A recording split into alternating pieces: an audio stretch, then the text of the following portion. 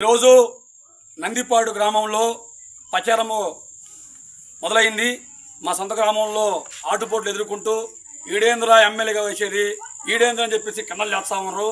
ఎన్ని కిన్నలు లేచినా ఎన్ని అవమానాలు ఇచ్చినా నా దేవత, నా ధర్మదేవత గోమాత కోసము వీరబ్రహ్మేంద్ర స్వామి వారు, శ్రీకృష్ణుడు, శ్రీరామచంద్రమూర్తి, వెంకటేశ్వర స్వామి వారు గోమాత కోసం రక్తం చిందించి కాపాడాడు.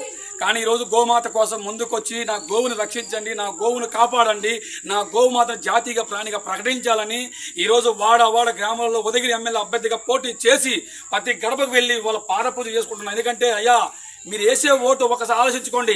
ఏ ఒక్క రాజకీయ నాయకులు కూడా లోక్సభలో కానీ శాసనసభలో కానీ ఎవరు కూడా గోవును జాతీయ ప్రాణిగా ప్రకటించండి, గోవును కాపాడండి ఏ ఒక్క ఎమ్మెల్యేనా లోక్సభలో శాసనలో మాట్లాడారా? ఎందుకంటే అవగాహన లేకపోవడం వల్ల, ప్రచారం లేకపోవడం వల్ల రాజకీయ నాయకులు ఈరోజు కులాలు వేరు చేస్తారు, మతాలు వేరు చేస్తారు, కానీ గోవును మాత్రం కాపాడరు. ధర్మో రక్షిత.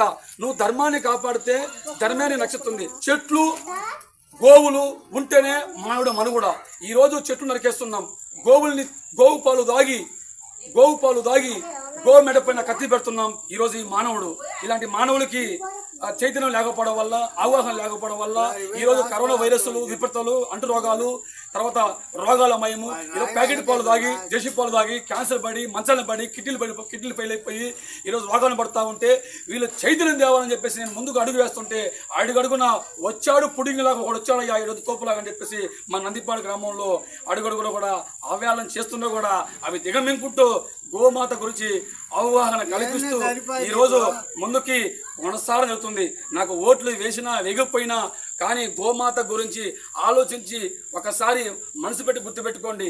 ఈరోజు వైపరీత్యాలు వస్తున్నాయి. కారణం ఏంటంటే ప్రకృతి విరుద్ధంగా ప్రవర్తించడం వల్ల, పంచభూతాలకు విరుద్ధంగా ప్రవర్తించడం వల్ల ఈరోజు 100%లో 85% గోవుల్ని మనం సపరించుకున్నాం. ఉండేది 15%. ఆ 15% గోవులు కాపాడకపోతే వచ్చే జలప్రయాలు, భూకంపాలు, సునామీలు, రేడియేషన్ వల్ల కరువు కాటకాలు చాలా భయంకరంగా ఉండబోతున్నాయని చెప్పేసి హెచ్చరిక తెలియజేయమని ఆ సాక్షాత్ వీరబ్రహ్మేంద్ర స్వామి వారు నాలుగు దూరి ఈరోజు గోమాత రక్షించమని ఎవరు ఏమని అనుకున్నా రాజకీయ నాయకులు మార్పు రావాలని, ప్రజల్లో మార్పు రావాలని ఈరోజు ముందుకు కొనసాగుతున్నా. గోమాతను బతికించడానికి నేను ఎంతటి వారైనా సరే, ఎందుకంటే గోమాత కోసం గోమాత కోసము ఎవరి కాలైనా పట్టుకునే సిద్ధంగా ఉన్నా. ఎందుకంటే నా గోమాత బతకాల. ఎందుకంటే